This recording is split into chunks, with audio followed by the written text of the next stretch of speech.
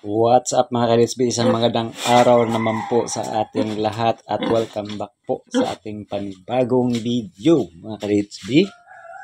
Itong video natin na ito sa araw na ito ay update natin at sisilipin natin kung kumpirmado na bang buntis ang ating inahing baboy na si Panny mga ka-DHB. Pero bago natin umpisahan yan, huwag niyong kalimutan nga pala mag-hit ng like at i-subscribe ang ating channel mga ka-DHB.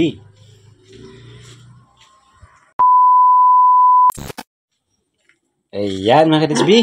So ano ba ang dapat nating uunahin silipin para masigurado natin na ang ating inahing baboy mula sa pag-AI o pa sa pagbulog ay malalaman natin na siya ay buntis na mga ka-DHB. Ito kasi si Panny namin ay nasa 2 buwan na po siya, no, mga HB. Medyo nakikita na po talaga natin yung itsura ng pagbubuntis niya pag mga 2 buwan. Ayan, medyo namamaga na siya ng suso. Running for 3 months na po kasi siya. At medyo bumilog na yung dito niya mga HB. Oh. Ito, bumilog. At nag-slope na yung dito niya. Ganito yan nag-slope. Ayan. At tahimik na siya at hindi na siya ganong magalaw dahil pinoprotektahan niya yung mga biik na nasa loob ng kanyang tiyan.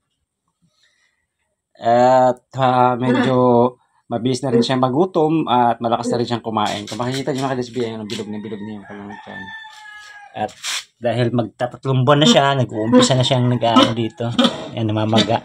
At may nakikita na po tayong mga ugat dito sa may bandang suso niya. Ayan po. At siyempre, ang una natin sisilipin talaga dyan kung pagdating ng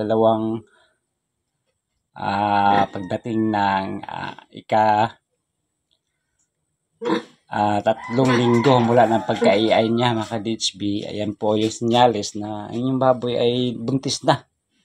Or 21 days to 25 days mga ka-DHB ang silip. Kung hindi na siya naglandi ulit, ay yun po yung unang senyales na siya buntis na.